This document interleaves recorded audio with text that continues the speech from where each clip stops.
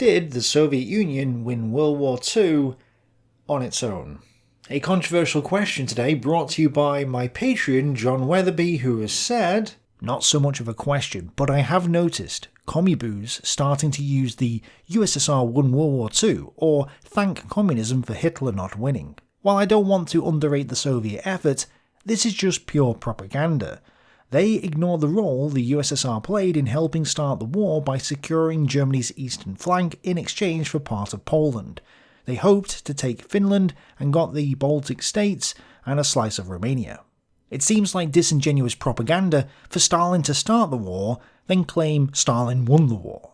They have some true facts, like the Soviets lost the most people. Still, I have my doubts if the Polish invasion happens in 1939, if not for the Molotov-von Ribbentrop Pact, saying you won't have a two-front war, and the start of trade agreements in which the USSR would bypass the blockages buying rubber from India for Germany and sending them a bunch of food and oil. I was just wondering if you have thoughts on this. It seems like propaganda to just say the Soviets won the war, implying they didn't need help, and ignoring they played a significant role in creating the problem of a strong Germany that threatened all of Europe. It seems like a Putin trick of let me create a problem, then take credit for solving it. That is exactly what all politicians do. Now, I'm not here to slam the Russians just for the sake of it, or promote the Western Allies or anything like that. For me, this is not a chest-beating exercise, because I'm not a nationalist and I don't care about who's better than who. My objective here is to be as respectful as possible to everyone, whilst also challenging people's thinking. And it's interesting that John brings up Putin, because a few years ago, it was Putin who was pushing this pro-Soviet narrative the hardest, and there are several newspaper articles from 2015, the 70th anniversary of the victory in Europe, which all said that, yeah, the Soviet Union won the war. The Washington Post ran with this headline, "Don't forget how the Soviet Union saved the world from Hitler." Yeah, you see, the problem with this title is that it implies that it was the Soviet Union that saved the world alone, and that nobody else did anything. You British, American, Canadian, Indian, Australian, New Zealand, South African, French, Polish, Czech, Greeks, and many other people did absolutely nothing. It was the Soviets that saved the world, bro. You guys were sat there doing nothing. So why don't you just bow down to communism, right? And in the article itself, it says, in the Western popular imagination, particularly the American one, World War II is a conflict we won. But that narrative shifts dramatically when you go to Russia, where World War II is called the Great Patriotic War, and is remembered in a vastly different light. Yes, it's not a world war to the Russians. It was a Russian war against the Nazis. The rest of the world doesn't matter. So even back then, this narrative was the one that was being pushed. It's wartime and communist propaganda to downplay the role of anyone else. Because the Soviets were taking heavy casualties, the Soviet Union had to be seen as contributing the most to the war effort.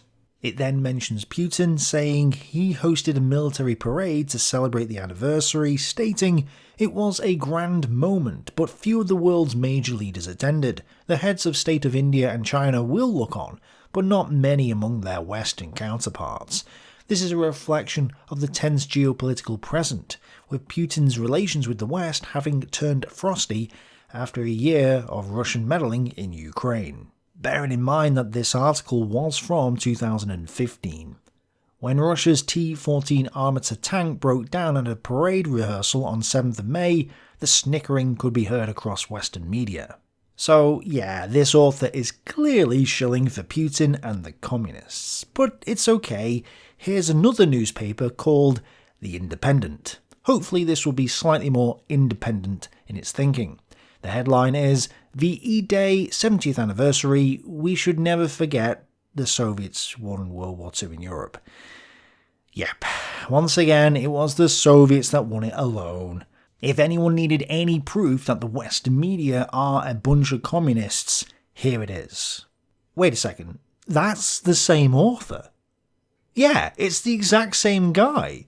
Here are his latest publications for The Independent, and on the Washington Post website, his latest articles are here. He's working for two newspapers. It also says he has a degree from Yale in history and ethnicity, race and migration. So he believes in the race, but also he's clearly a far lefty. And it's not surprising that he's shilling for Putin. His views on the Ukraine situation reflect this. So I think we all know why he's pushing the narrative that the Soviets won the war alone. But back to his article. An estimated 26 million Soviet citizens died during World War II, including as many as 11 million soldiers. In the Western popular imagination, particularly the American one, World War II is a conflict we won. Wait, yeah, it's the exact same article. He's just copied and pasted the text and given it a new headline. You know, people have called me out in the past for saying that the Western media is all owned by the same people, the socialist elite, and is influenced by various state governments around the world, or that they're just pumping out propaganda. But here is solid proof that they absolutely are doing that.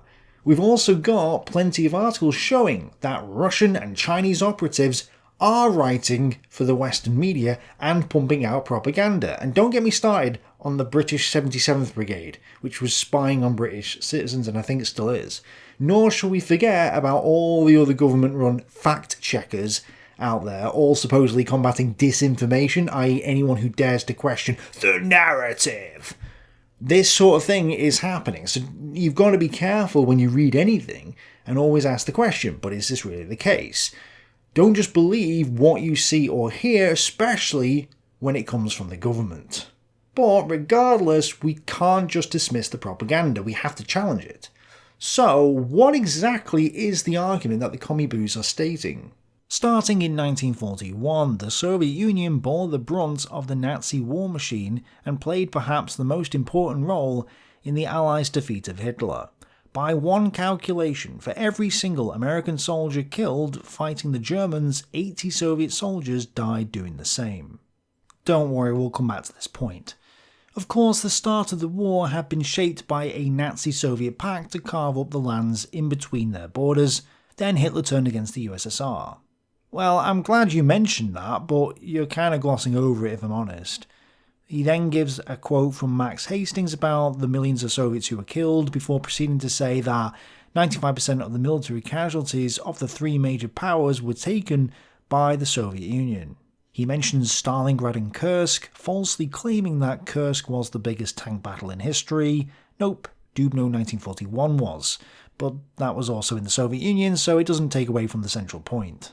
He says these battles had no parallel on the Western Front, where the Nazis committed fewer military assets. The savagery on display was also of a different degree than that experienced further west. He then proceeds to talk about how Hitler was focused on the Soviet Union and how lots of people died. He says by 1943 the Soviet Union had already lost some 5 million soldiers and 2/3 of its industrial capacity to the Nazi advance. That it was yet able to turn back the German invasion is testament to the courage of the Soviet war effort, but it came at a shocking price. Yeah, no mention of Lend-Lease at all in the article. Here is another Vox article from 2014 stating, "The successful 70-year campaign to convince people that the USA and not the USSR beat Hitler." So again, implying that the USA audience has been tricked by a deliberate conspiracy to conceal the truth, which is that the Soviet Union won the war alone. Does this mean that Vox is engaging in conspiracy theories? They're all conspiracy theorists. But I don't care, because the idea of labelling something a conspiracy theory as a way to dismiss it is an intellectually bankrupt sleight of hand. Conspiracies do actually happen, and even if they didn't, there's no reason not to at least consider the opposing point of view. You don't have to agree with it, but shutting down the debate before it even begins is a dangerous precedent. I'm not going to read the whole article, but again, it's all about the casualties. There is a quote from Richard Overy stating that the main theatre was the Axis Soviet front, and how over 400 German and Soviet divisions fought along a front of more than 1,000 miles. Soviet forces destroyed or disabled an estimated 607 Axis divisions between 1941 and 1945. The scale and geographical extent of the Eastern Front dwarfed all earlier warfare. Losses on both sides far exceeded losses anywhere else in the military contest. There is a slightly more balanced article by History Extra from 2008, which is interesting. A.D. Harvey argues against the numbers while Richard Overy fires back. It's actually a good debate, so I'll link it below. But for now, I believe it is A.D. Harvey who says, "Since the publication of Richard Overy's book, Russia's War, in 1997, it has been fashionable to assert that the Soviet Union's contribution to the military defeat of Nazi Germany and her allies far outstripped that of Britain and the United States. At the time of the Battle of El Alamein in October 1942, there were 4 German divisions in North Africa and 179 in Russia. In late 1944, there were 65 German divisions in Northwest Europe, opposed to 91 British and American divisions, and 235 German divisions on the Eastern Front, opposed to 560 Soviet divisions. At least 70% of German battle casualties occurred on the Eastern Front." The losses Germany and her allies suffered in terms of those killed and prisoners of war are probably the best means available of estimating the comparative contribution of the various allied powers. The United States suffered 250,000 fatalities in the Second World War. The Soviet authorities claimed a death toll of 25 million. But nobody would pretend that Russia's contribution to the defeat of the Nazis was 100 times greater than that of the US. Yeah, so I think it's time for me to also push back on the casualty narrative. The Soviet Union absolutely paid the heaviest price of any nation in the Second World War in terms of casualties. No one's denying that. However, losing a lot of guys and civilians and tanks doesn't necessarily mean you contributed the most to actually winning the war. Having your economy and civilian population get battered doesn't mean you're contributing to victory. It means you're losing, or at best, you gained a Pyrrhic victory. So when we think critically, the casualties actually suggest the opposite to the conclusion the commie boos are coming to. In reality, the Soviets sacrificed their population in order to scrape their way to victory. There's also problems with the statistics. Soviet divisions were smaller than German divisions at every point in the war. Even when the German divisions were at half strength, the Soviet divisions were often also at half strength, and thus were even smaller. Soviet divisions were tiny compared to Allied divisions, especially after casualties. The Soviets might have had 560 divisions in 1944, but most of them couldn't be classed as divisions. So just saying, yeah, they had this many divisions, doesn't mean anything. If I have 10 divisions and you have 20, but my divisions are twice as large, then we're equal. So it would be false to claim that you've contributed more based on the number of divisions when the manpower of those divisions isn't equal. A reason why the Western Allies didn't have as many divisions as the Soviets, or didn't take as many military casualties as the Soviets, is because they were better equipped and better trained than the Soviets. Every single division that the British and Americans had, apart from the parachute divisions, were either armoured, mechanised, or motorised. These are force multipliers, meaning that you can use a smaller force to do more than a larger, less efficient force. The vast majority of Soviet and German divisions were foot-borne infantry divisions, and even their tank divisions weren't as well equipped as your typical Western Allied division in terms of trucks and bridging equipment and radio equipment, etc. Yes, they had some superior tank models in 1945, but your typical Western Allied division is equipped with copious amounts of tanks and half-tracks and radios, and can call in significant air support or even naval support when they're along the coast.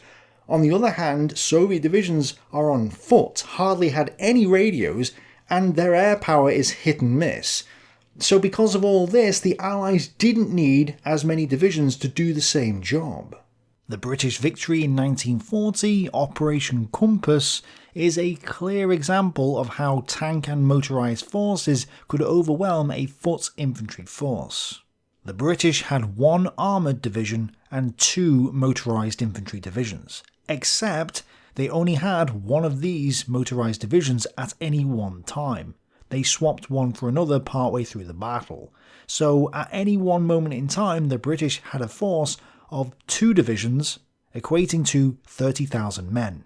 The Italians had 150,000 men, and the Italians lost. They were annihilated. 2 mobile divisions ran rings around the foot infantry and simply overwhelmed them, showing how having armour and motor or mechanised elements multiplied the effectiveness of the units. The Soviets also destroyed an Italian army during Operation Little Saturn, but they had to use a far larger force to do that. The Soviets had 425,000 men and 1,200 tanks against a combined Italian and German force of 200,000, and the Germans only had 1 division in there, by the way. Now, I'm not saying that they had to use that entire force to achieve the breakthrough. Perhaps they had more than they actually needed in order to exploit and hold a wider front, but the point being that just 2 British divisions could take out an Italian army of 150,000 men, whereas the Soviets definitely had more than 2 divisions against the Italians in the months prior to Operation Little Saturn in 1942. Yet they didn't achieve a breakthrough until they had amassed a force of 425,000. Is that because most of their rifle forces were understrength foot infantry units, just like the Italians? Is it because they weren't as efficient as the 2 or 3 British divisions? I would suggest yes. That's probably a significant reason for it. The article before mentioned how 80 Soviet soldiers died per American soldier killed, thus concluding that the Soviets contributed more to the war. No, not necessarily. Perhaps fewer Americans died because they were all armed with the Garand semi-automatic rifle and were better trained and equipped in general compared to their Soviet counterparts. Therefore, the American soldiers may have just been more efficient at destroying the enemy, which is why they suffered fewer casualties than the Soviets did. My overall point here is that the sheer volume of troops and tanks alone doesn't necessarily mean you provided more of a contribution. If we compare Compass to Little Saturn, the British achieved a lot more with a lot less manpower. They were more efficient, so they didn't need to use vast amounts of manpower to achieve the same results. Therefore, when it's argued that the Soviets contributed more, not necessarily, because manpower and casualties alone don't tell the full story. There's more to this than sheer volume of men. Let's imagine that you have a guy with a shovel and a guy with a digger. Who's going to contribute more to digging a hole? Yes, the shovel guy is going to be working longer hours and sweating and whatnot. Arguably, he will be working harder, but not smarter. The digger guy can dig a hole far quicker and deeper than the shovel guy ever could, contributing more even if he didn't exert as much effort. And this is important because commie boos are Marxists, and Marxists believe in the labour theory of value. This says that value is derived from labour, spread out across society.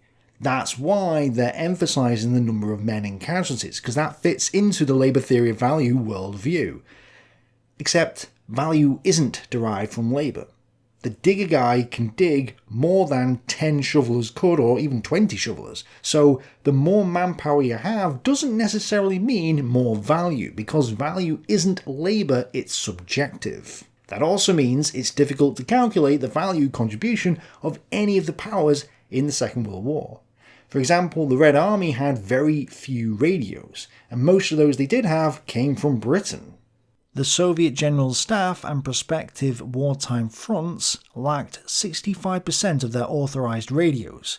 Field armies and corps were short 89% of their radios, and divisions, regiments and battalions lacked 38, 23 and 42% of their radios respectively.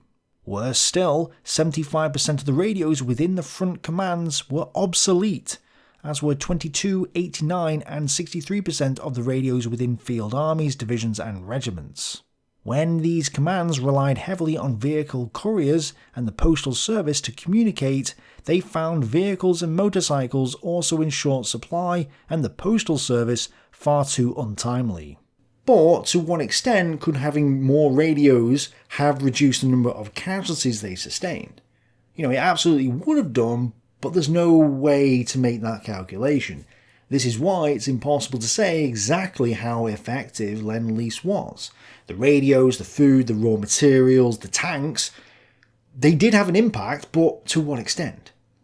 There's no way to know for any certainty. That doesn't mean we can discount it, but it also doesn't mean we can hold it up and say it won the war. To highlight this point, Lend-Lease supplied the boots that the Soviets marched to Berlin wearing, 14.5 million pairs in 1942 to 43 alone. And an enormous amount of trucks, tanks, trains, tractors, motorcycles, food, petroleum products, and other equipment that got them to the Reich's capital. Without Lend-Lease, the Soviets might still have gotten to Berlin at some point, but it would have taken them a lot longer with higher casualties. So the Allies absolutely contributed to the Soviet victory. But by how much?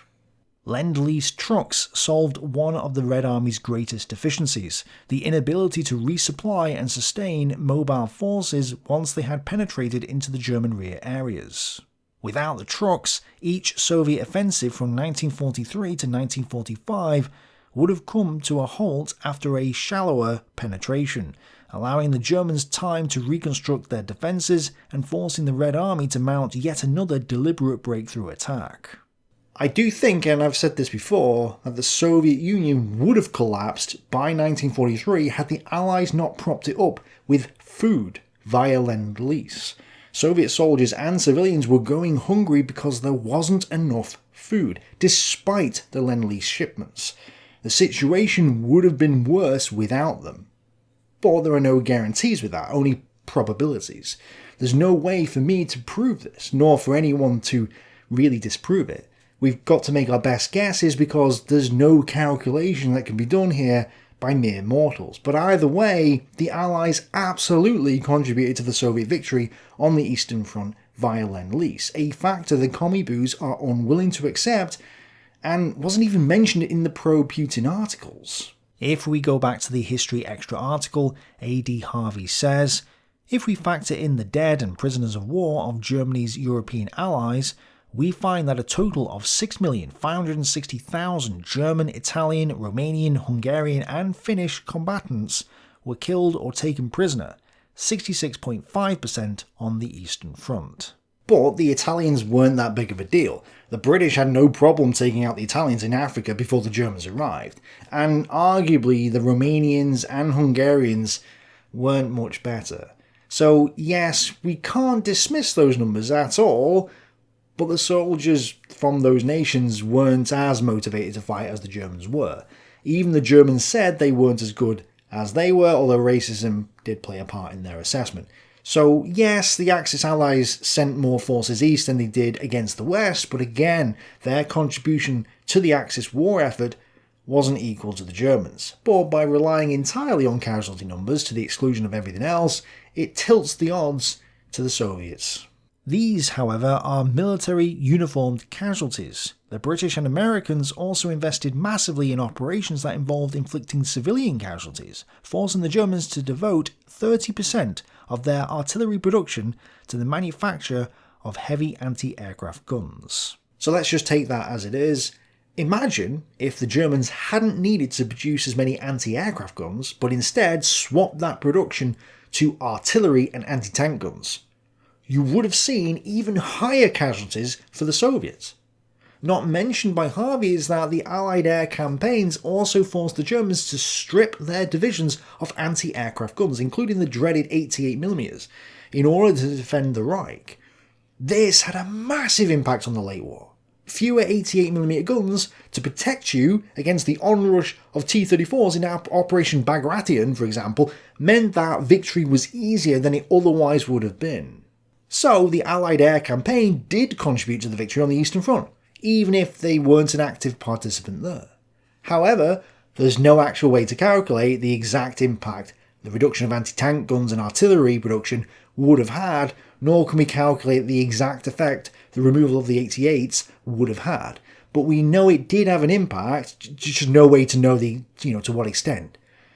Did these factors change the outcome of some of the battles and shorten the war? Probably, but we can't measure that contribution. We can only make educated guesses and assumptions. With civilian air raid casualties factored in, the Soviet contribution to German casualties falls to 61%. Without the Royal Navy blockade, Germany would have been able to import copious amounts of oil and fuel to power their tanks and economy, resulting in a completely different ballgame. As I've shown in the past, the Germans ran out of fuel and their blitzkrieg came to a halt in October and November 1941. Had they had the fuel, then they would have had more trucks and more mobile divisions, and the divisions they did have wouldn't have been so badly impacted by their poor logistics. They may have had the fuel and ammunition to get to Moscow. They may have been able to get to the Caucasus in 1942. So again, the British blockade had a significant impact on the Axis' ability to conduct the war and was a vital contribution to the victory. There's no way we can dismiss it, yet the commie boos expect us to do just that. Also, due to the nature of naval and air warfare, you're not going to have as high a casualty rate as you would with land armies. A German U-boat is going to do a lot of shipping damage, potentially crippling an economy, and thus contributes a lot to the German war effort. Yet, taking out one of the U-boats is only going to, land you a handful of crew members. So even though Britain and the USA fought the longest campaign in the Second World War, the Battle of the Atlantic, commie boos can dismiss this because the casualty rates were relatively low. But what about the shipping tonnages and the overall economic impact? What about the power the Allies gained with naval superiority? What about the Lend-Lease equipment they could then ship to the Soviet Union via the shipping routes? What about the ability of the land forces on the continent, to be kept supplied? All these factors are not considered when you choose to focus entirely on casualties alone. In another article found online, this author fires back against the commie boo suggestion that the Soviets won the war. As the world marks the 75th anniversary of the end of World War II, it would be much better, not only for the history of Russia but also for the country's future, if Russian leaders were willing to permit and even encourage a more even-handed discussion of the Soviet Union's role in the war. I agree. I think as well that the censorship and blatant propaganda that pumps the idea that the Soviets were the best is actually damaging the Russian reputation, not helping it. I'm not anti-Russian.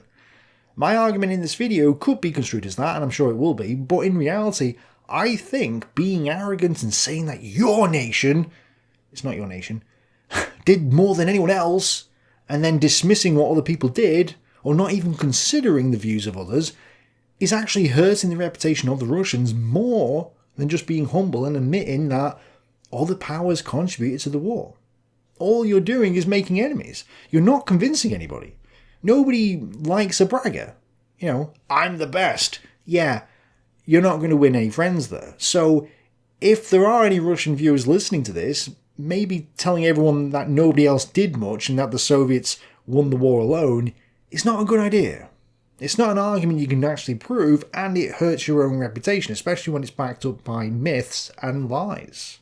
This history is important to bear in mind nowadays because the Soviet Union's role in the war has been obscured in myths. Myths that arose initially during the Soviet period and that have been multiplied in recent years under Vladimir Putin.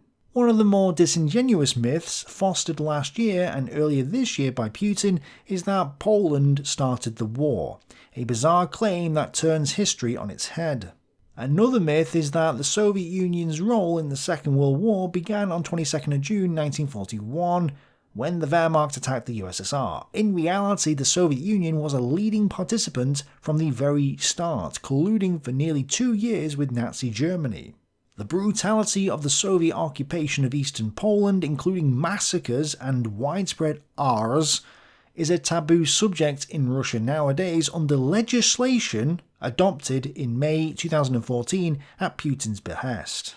The legislation allows criminal charges, punishable by up to 5 years of prison, as well as large fines, to be brought against anyone in Russia who spreads information on military and memorial commemorative dates related to Russia's defense that is clearly disrespectful of society, or who spreads intentionally false information about the Soviet Union's activities during World War II. Russian scholars who wish to investigate and write about sensitive topics, such as the collaboration of Russians with the Nazi occupiers or the atrocities committed by Soviet troops, are deterred from doing so, lest they be sent to prison. Prosecutions and convictions have indeed occurred. There is, of course, censorship in the West as well. As Konstantin Kisin pointed out recently, thousands of people are being arrested per year in Britain for saying stuff that offends people on social media. This is actually many more times more people who are arrested in Russia for the same offence. My video on the hatred of World War II in Greece was suppressed by YouTube. Entire channels have been wiped out for mentioning bad things that happened during the war. I have to self-censor and not mention loads of things. The 77th Brigade is probably listening right now, trying to catch me out. So we've got our own problems over here as well. But the fact that the state is writing laws about these topics as a way to push a narrative and censor anyone who dares to question that narrative should be an indication that what we're being told on a particular topic isn't entirely truthful. In the case of the Soviets in World War II, the Russian people are being fed a highly nationalist version of events that is downplaying or outright distorting history. As I have pointed out in the past, to try and claim that Poland started World War II is not only ridiculous, but it's the exact same argument that the Nazi H deniers use as well. In the past, I've described the Axis-Soviet Pact as an alliance in all but name. And Roger Morehouse, the author of the book The Devil's Alliance, says that while it technically wasn't an alliance, it was close enough. It is worth clarifying that the Nazi-Soviet Pact was not an alliance as such. It was a treaty of non-aggression. Consequently, aside from the metaphorical title used here, The Devil's Alliance, I generally refrain from referring to Hitler and Stalin as allies, or their collaboration as an alliance. However, that clarification should not blind us to the fact that the Nazi-Soviet relationship between 1939 and 1941 was a profoundly important one, which consisted of 4 further agreements after the Pact of August 1939, and was, therefore, close to an alliance in many respects. Certainly, it was far more vital and far more crucial to both sides than, for instance, Hitler's alliance with Mussolini's Italy. Hitler and Stalin were allies in all but name. How do we calculate the Soviet Union's assistance of Hitler in the years 1939 to 1941? How do we calculate the Soviet Union's unwillingness to fight Hitler during those years? Now, I know that the Allies are partly to blame for this, but then again, so was Marxist ideology, since Stalin distrusted the capitalists and Albion, Britain. So, I'm not entirely blaming the Soviets here. However, it would be wrong to ignore the carving up of Eastern Europe and the raw materials that the Soviets gave to the Germans, or the fact that the Soviets didn't intervene as Britain fought on alone. The Soviet decision to almost ally with the Germans resulted in the strengthening of the German position in Europe and contributed to the Soviet Union's own initial defeat when Hitler attacked in June 1941. How do we calculate that? We can't. But they certainly did help the Nazis for the first 3 years of the war, and there's no way we can ignore that contribution to the enemy's position. By the same token, it would be wrong to argue that the British or the Americans or whoever contributed more or less to the war than the Soviets did. You can't argue for either side, so please don't misinterpret me here. I'm not arguing that the Western Allies did more than the Soviets. There's no way to know that. What I'm doing here is throwing out this entire argument for both sides. It's pointless. To me, this is all just chest-pounding nationalist nonsense, and there's no objective way to prove it one way or another. But you can say that the Soviet Union contributed the most in terms of riflemen, or contributed the most in terms of casualties, if you think contributing casualties is a positive contribution. In other words, you can be specific and say how they contributed. T-34 was a good tank that did a lot of damage, blah blah blah, right? So yes, absolutely, you can speak in specific cases like this. But it's absolutely wrong to say that just because they had more manpower or took more casualties that they won the war in Europe or alone. No, they didn't. Like the butterfly effect, every nation contributes to the victory of the other nations. So at best, it's disingenuous to claim that one power won the war by itself, and downright intellectually dishonest at worst. But I'm sure I'll get flack for this, especially from the Putin crowd, so I want to confirm that Tick History didn't Alexander Litvinenko himself. For more videos on this sort of topic, check out these videos right here. Thanks for watching, bye for now.